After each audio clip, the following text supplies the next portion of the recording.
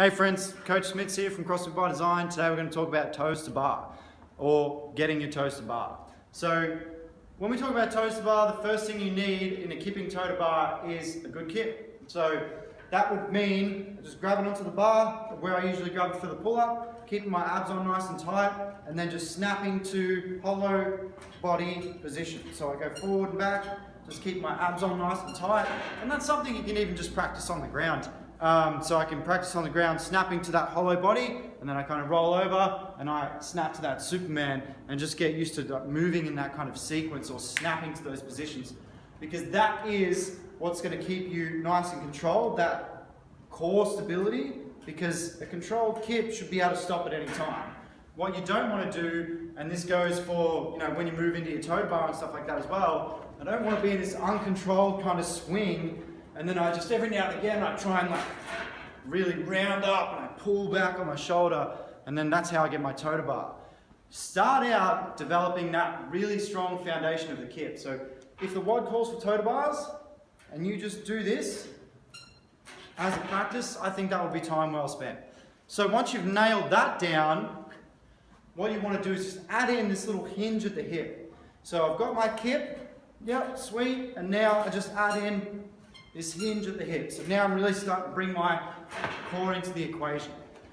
If that's something you can't do because you lack shoulder mobility, then okay, you need to work on your shoulder mobility. But in the meantime, you can do similar movement on the rings.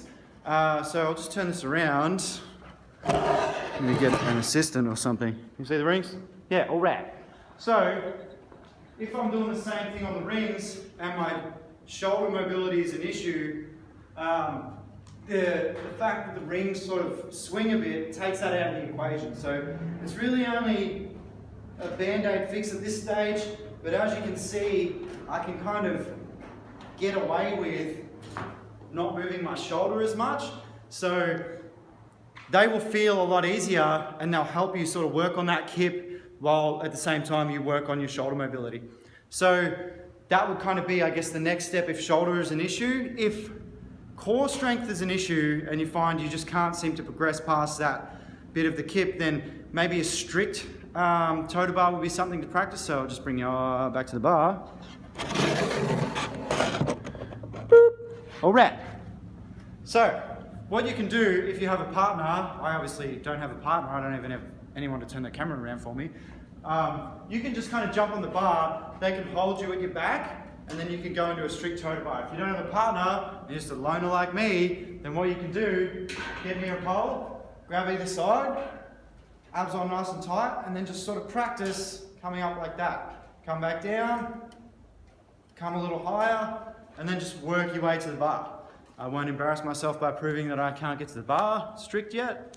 But yeah, that's pretty much it. Develop the foundation for your kip first though. So get that solid kip, then start to fold at the hip, and then once you're folding at the hip, then you'll get all the way to the bar, and then you've got your toe to bar. So eventually, if you practice these, your toe to bar, you'll kind of eventually get from there, and then just kind of build up further and further, like that. So my shoulder's still a little bit tight. You obviously don't want to pull back on the bar that much. It's more about folding your hip and activating through that core, okay? So those are the things you want to practice. Go away, do that, and thanks for watching.